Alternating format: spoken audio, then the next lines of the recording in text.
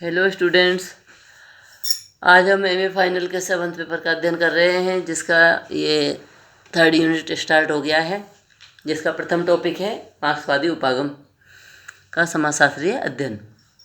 संघर्ष परिप्रेक्ष्य को मार्क्सवाद का जो है योगदान है उसका अध्ययन करेंगे, और इसके बाद हम अध्ययन करेंगे देसाई का मार्क्सवादी उपागम, और इसके बाद राधा कमल मुखर्जी का मार्क्सवादी उपागम की प्रमुख क्या क्या मान्यताएँ थीं, और इसके पश्चात जो है हम अध्ययन करेंगे पुस्तकीय एवं क्षेत्र पर आधारित परिप्रेक्ष्यों का समन्वय। इस पुस्तकीय और क्षेत्र आधारित परिप्रेक्ष्य के समन्वय में हम शास्त्रीय दृष्टिकोण का अर्थ और महत्व का अध्ययन करेंगे, और इसके बाद दूसरे नंबर पे क्षेत्र आधारित दृष्टिकोण का अर्थ और महत्व का अध्ययन करेंगे, और इसके बाद शास्त्रीय एवं क्षेत्र आधारित दृष्टिकोण में अंतर संबंध बताएंगे, जो हम के.एम. कपाड़िया और इरावती कर्वे का अनुसार समाजशास्त्रीय योगदान का अध्ययन करेंगे। सबसे पहले हम अध्ययन करते हैं A.R. देसाई का, जिनका जीवन चित्रण और प्रमुख कृतियाँ क्या क्या हैं। तो मार्क्सवादी जो विचारधारा के जो आजन प्रतिबद्ध रहे हैं भारतीय समाजशास्त्री प्रोफेसर अक्षय कुमार रमन लाल देसाई, उनकी गणना बम्बई विश्वविद्यालय की प्रथम पंक्ति और देश के अग्रणी समाजशास्त्रियों में की जाती है। उन्होंने भारत के स्वतंत्रता आंदोलन एवं विकास मार्ग की मार्क्सवादी दृष्टि से विवेचना की है, इसलिए उन्हें मार्क्सवादी परिप्रेक्ष्य द्वारा भारतीय समाज का अध्ययन करने वाला अग्रणी समाजशास्त्री माना जाता है। देसाई का जन्म बड़ौदा के एक सुप्रसिद्ध परिवार में 1915 में हुआ था। उन्होंने कानून की शिक्षा प्राप्त करके बम्बई विश्वविद्यालय के समाजशास्त्र विभाग में प्रोफेसर घुरिये के निर्देशन में PhD की उपाधि प्राप्त की थी, और वे इसी विश्वविद्यालय में समाजशास्त्र के प्राध्यापक और बाद में जो है विभाग अध्यक्ष भी बन गए थे। देसाई कुछ समय तक भारतीय साम्यवादी दल के सदस्य भी रहे, किंतु पार्टी के कुछ मुद्दों पर मतभेद हो जाने के कारण 1939 में उन्होंने दल की सदस्यता से त्यागपत्र दे दिया था।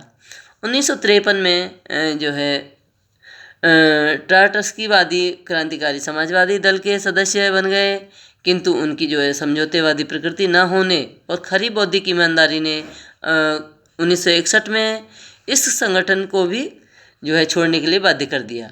फिर वे आजीवन अपनी मार्क्सवादी विचारधारा के प्रति पूर्णतः प्रतिबद्ध रहे, और बम्बई विश्वविद्यालय से सेवानिवृत्ति के बाद उन्होंने स्वतंत्रता के बाद भारतीय विकास की द्वंद्वात्मकता विषय पर गहन शोध कार्य किया था। 1964 में ग्रामीण समाजशास्त्र पर फ्रांस में आयोजित प्रथम विश्व कांग्रेस में देसाई ने देश का प्रतिनिधित्व किया। इसी क्रम में उन्होंने सोवियत रूस और यूरोपीय देशों में व्याख्यानों के लिए अपने यहाँ आमंत्रित किया। 71 में सांस्कृतिक विनिमय कार्यक्रम के अंतर्गत उन्होंने पुनः जनसंख्या और गरीबी पर आयोजित एक संगोष्ठी में जो है सेंसेक्स में भाग लिया था। 1976 में उन्होंने जो है कोलंबिया विश्वविद्यालय और अमेरिका के अन्य विश्वविद्यालयों में भाषण देने और संगोष्ठियों में भाग लेने के लिए आमंत्रित किया गया था। देसाई भारतीय समाजशास्त्री परिषद के संस्थापक सदस्यों में से रहे हैं। वे इस संस्था के 1978 से 80 सत्र में अध्यक्ष थे, और 1951 में यूनेस्को की एक कार्य योजना में भारत में समूह तनाव के सह निदेशक थे। वे इसी संस्था के बम्बई के औद्योगिक श्रमिकों की साक्षरता और उत्पादन संबंधी कार्य योजना के मानद निदेशक भी रहे। Desai Indian council of social science research के राष्ट्रीय शोधार्थी भी रहे।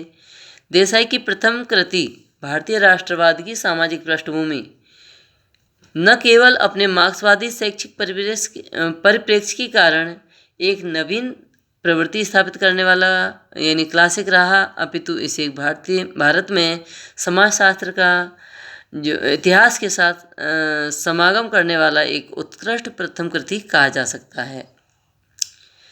इसके बाद जो है देसाई का जो मार्क्सवादी परिप्रेक्ष्य उसका संक्षिप्त में अध्ययन कर लेते हैं। देसाई की प्रथम कृति भारतीय राष्ट्रवाद की सामाजिक पृष्ठभूमि मार्क्सवादी परिप्रेक्ष्य के आधार पर राष्ट्रीय आंदोलन का विश्लेषण करने वाली प्रथम कृति मानी जाती है।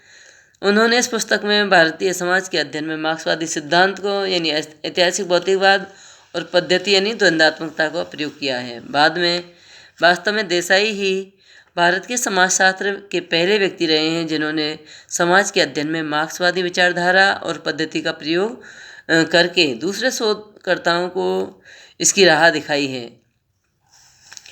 देसाई के अनुसार राष्ट्रीय आंदोलन के उषाकाल का नेतृत्व उदारवादी और नरमपंथी बुद्धिजीवियों के हाथ में था। दादा भाई नौरोजी, फिरोज शाह मेहता, सुरेंद्रनाथ बनर्जी, लाल मोहन घोष, गोपाल कृष्ण गोखले, रानाडे और ह्यूम जैसे अंग्रेज इसके नेता थे। ये सभी उच्च मध्यम वर्ग से आए थे और वकील, डॉक्टर, अध्यापक, पत्रकार जैसे संभ्रांत वर्ग समूह से संबंधित थे।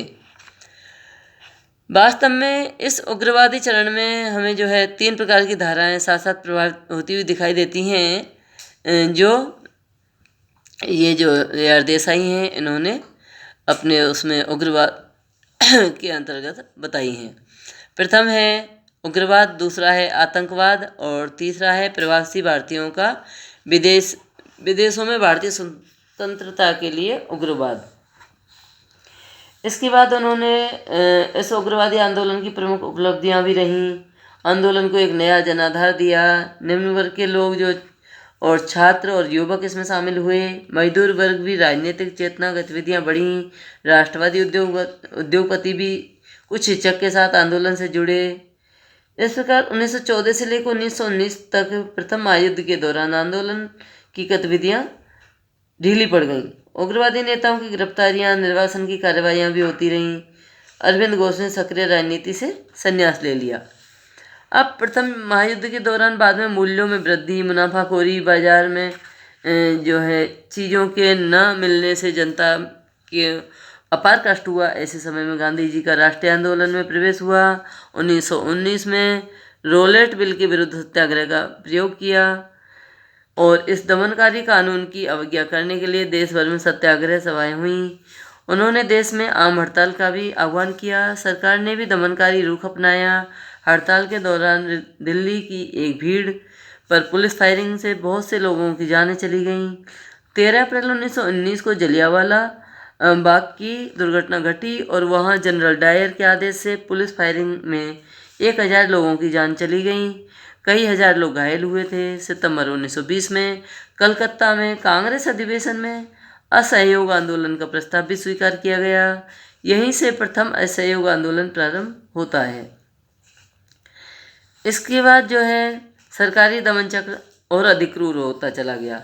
कांग्रेस और खिलाफत के स्वयंसेवकों के संगठनों को अवैध करार दिया गया। जनसभा और जुलूसों पर पाबंदी लग गई। इस प्रकार से गांधी जी के सविनय अवज्ञा आंदोलन को वापस लेने के अगले 5 वर्षों तक स्वतंत्रता आंदोलन ढीला पड़ा रहा।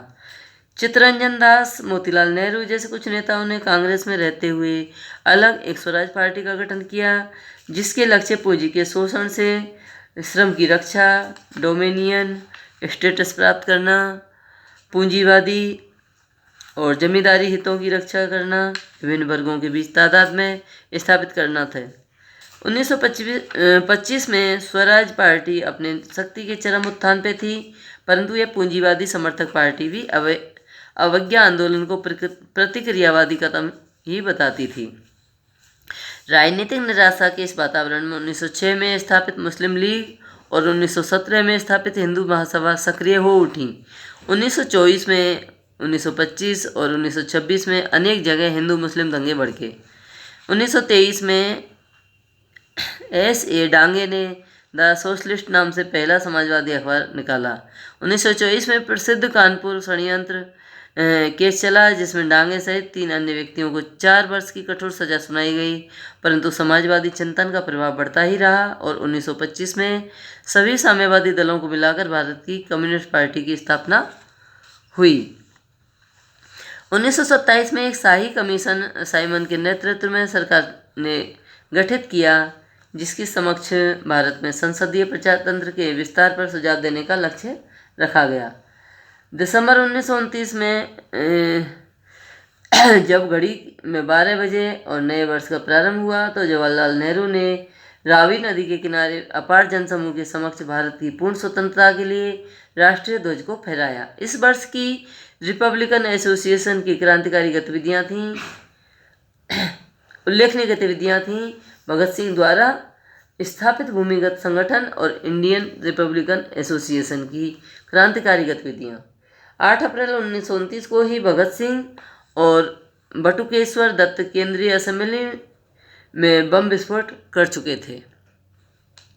अब 26 जनवरी 1930 को पहला स्वाधीनता दिवस मनाया गया। इसी वर्ष अप्रैल में गांधी जी ने दूसरे असहयोग आंदोलन की घोषणा कर दी। लगभग 1 लाख व्यक्ति जेल गए। गांधी जी का प्रसिद्ध दांडी मार्च था, जो उन्होंने 61 वर्ष की आयु में 12 मार्च 1930 को साबरमती आश्रम से प्रारंभ किया और 200 मील पैदल चलकर समुद्र तट पर दांडी पहुंचकर नमक कानून तोड़कर पूरा किया।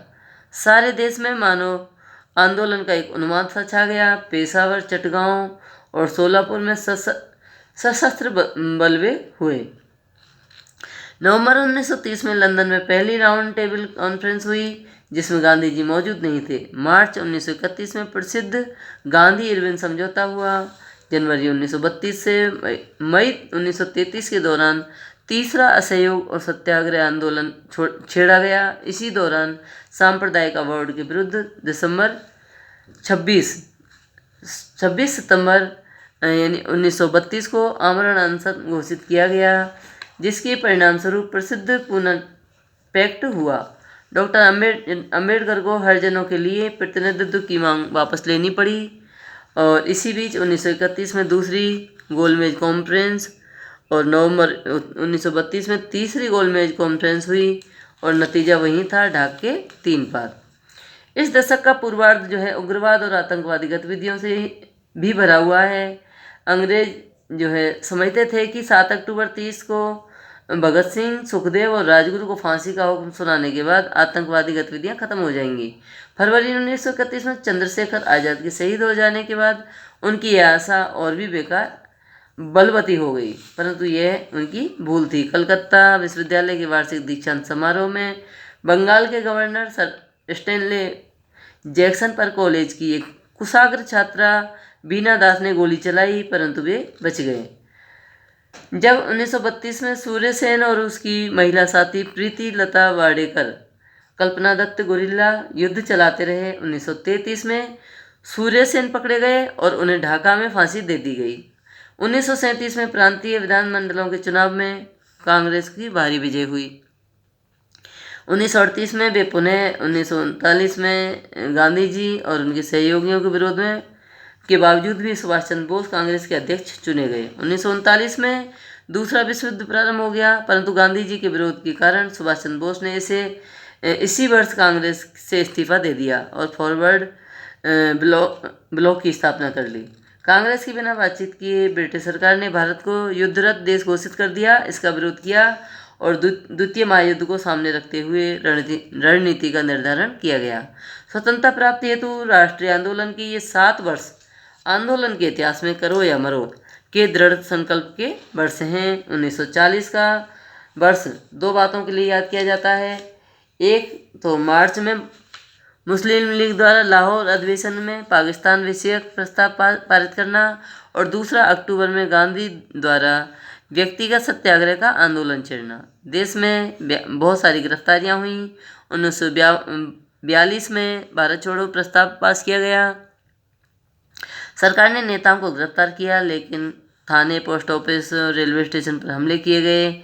उत्तरी भारत में पूर्वी प्रदेश, बिहार, बंगाल, उड़ीसा आंदोलन का जो है रूप उग्रतम था। जयप्रकाश नारायण इस आंदोलन के शेर कहे जाते हैं। उन्होंने भूमिगत रहकर नेतृत्व किया था। सुभाष चंद्र बोस को उनके घर में ही नज़रबंद कर दिया था।